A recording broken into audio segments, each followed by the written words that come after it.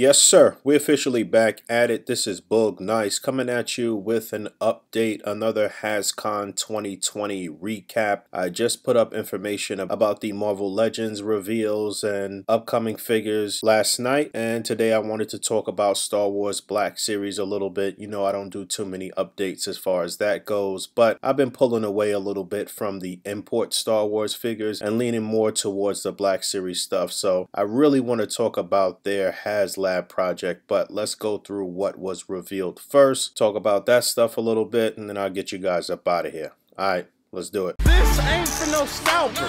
You a scalper? Then fuck out shit. This one's for them real collectors. That's army building and posing figures.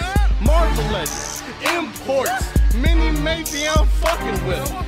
Hype beast, we know about you. Stay buying figs, don't know about it. So on Friday, the Star Wars Black Series crew actually went on before the Marvel Legends crew, and they actually started out with like brand new fall and spring reveals, but I'm going to start you guys out here with their reveals from the Archive series. What you see here is what was previously released under the Archive series imprint, and now they're going to re-release some figures that have since kind of phased out or have been very hard to get and have been very expensive on the secondary market. And their first reveal was Clone Commander Cody, very popular character, obviously highly sought after, and like I mentioned, going for a ton of money on the secondary market. Unfortunately, this is not on their updated new Stormtrooper buck or Clone Trooper buck, but he does look good and the packaging looks great. Obviously, this is still going to be one to pick up, and then they'll get you again when they re-release him on the updated Clone Trooper buck. And it should be noted that Cody was a fan's choice, probably requested the most. And then next up, they showed Luke Skywalker in his Hoth gear. The last time they released this figure was in 2014 with the Wampa. He had the bloody face. The Wampa was bloodied as well. So they gave you the photoreal technology on the face without the blood, updated his deco, and he looks good. Han Solo got an update as well. He was previously released with the Tauntaun, if I'm not mistaken, but he had on the blue coat, and they updated him with the brown deco and the photoreal technology on the face. I really like the sculpt of this figure. I think they did a good job. Grand Admiral Thrawn is getting an update with the photoreal technology. The face looks great. They made it a point to mention how good his eyes look as well, but I think they need to update the bucks on these sort of officer characters and give them double jointed elbows and maybe some swappable hands. And Thrawn was the last figure in that Archives wave. Then they went on to show some of their holiday figures, which is hot garbage. So here's a very quick look at that stuff, and we are moving on. You Star Wars dudes are something else, man. Y'all will buy anything and collect it and raise the price up on it and make it worth $1,000. And then moving forward, but actually moving back, because these were the things that they revealed first, they actually showed a brand new Phase 1 Clone Trooper. This is a brand new sculpt. This is their new definitive body mold for the Clone Trooper. Updated articulation, updated shoulders. This looks really clean. I like this a lot. I actually never picked up any of the older Clone Troopers, so maybe I will actually get some of these. I do have the SH Figuarts Clone Troopers. I think the Phase 2 ones, though. I'm not 100% sure, but those are very well done and very clean, but obviously this is the much cheaper option, and you know what Star Wars, it's all about army building, so this may be a good jumping on point for me personally. I don't think I would go nuts with these, maybe 5 or 6 and I'd be okay, just for some modest shots. And then for the first time in the history of Star Wars Black Series, they revealed everyone's favorite character, Jar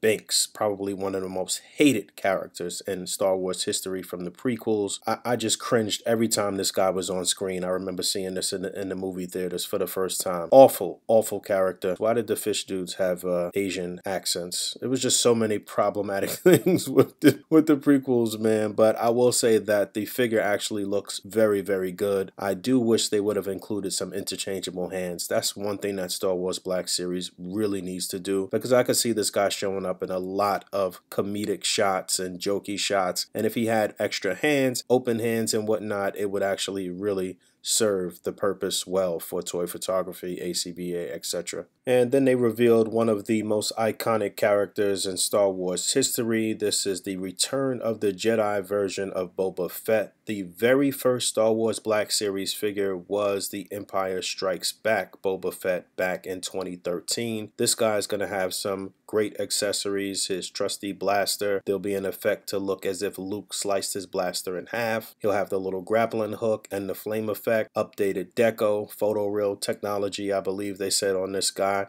Almost looks like an import. This is digital, but it looks very good. I'm hoping that the finished product looks like this and it comes out good. This is one that I will probably pick up. If not for this flame effect alone, you know I'm about to use that with Pyro, but definitely an improvement on the first Boba Fett. Dark Side Vision Rey was the next reveal. Wasn't actually a character in the movie, just a vision of a Dark Side Rey. So this is one that I'll pass on, but looks pretty good. Some new sort of kind of switchblade technology on her lightsaber, on her dual lightsaber there. They explained how that was a challenge to make that happen. Box art looks great. The figure actually looks pretty good. I don't know if I could do something with that cloak if I were to pick her up, but this is not one that I'm personally looking forward to. This is really for that Star Wars completist. Next up, they moved into characters from The Mandalorian. One of my favorite and most refreshing things about this new era of Star Wars is The Mandalorian. I think they've done a very good job with the first season. So here they have the Incinerator Trooper, which they actually revealed in the vintage line as well. This is on their brand new Stormtrooper buck. A couple of new parts on here, new flame effect. He looks pretty good. Some weathering on the side there, she said. And you may want to purchase a couple of these to reenact some of those scenes from The Mandalorian.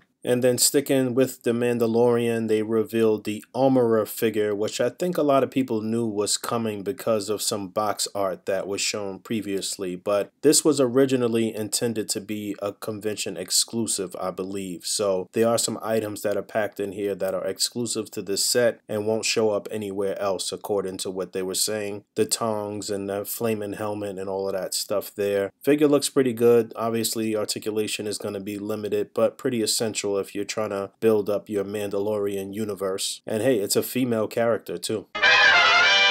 So let's stay within the Mandalorian universe. We're going to move forward, but we're going to backtrack because we are off of Star Wars Black Series. This is the vintage line where they revealed that they're going to be doing another Haslab project. The very first Haslab project was the sail barge, and now they're back with the Mandalorian Razor Crest, which looks amazing. This thing is going to be massive, even for a 3/4 inch scale vehicle. Probably one of the biggest that they've done, not the biggest vehicle for 3/4 inch figures. A lot of moving parts here, a lot of opportunities to do a lot of toy photography. You know that's what it's all about for me. Everything that I do on this channel is framed toward playing with your toys, taking pictures, taking video, you know, really pushing everything to the limit, exploring your creativity and so on and so forth. So, I mean, I'm really thinking about getting this thing. I did just put down for 3 Sentinels from the Marvel Legends backer project, and being that you don't have to army build something like this and it's one and done, I'm seriously thinking about it just because of the endless opportunities to take so many photos. I mean, you can do perspective shots, you can do aerial stuff, you can just shoot the inner portion, the outside, so many different backdrops. And I mean, we're only on the first season of The Mandalorian. There's still more to explore, and really I'm just talking to myself right now and trying to talk myself out of another $349 purchase. So as it stands right now, the project is already fully backed. They needed 6,000 backers to get this thing off the ground and get it moving, and that's happening. In fact, they've already reached their first stretch goal of 8,000, which unlocked an escape pod, and then they revealed today that at the 10,000 backer mark, they're going to throw in a teeny tiny baby Yoda. So I think this thing ends on the 9th of November, if I'm not mistaken. I've got plenty of time to make a decision. I'll leave you guys here with some pictures and some music, and you'll get to contemplate just like me whether or not you want to back this thing. I think it looks amazing and I'm really excited for the possibilities. So I'll see how I feel in the next 20-25 days. Alright, thanks for hanging out. As always, rate, comment, and subscribe. Hit the bell down there, and until next time, peace.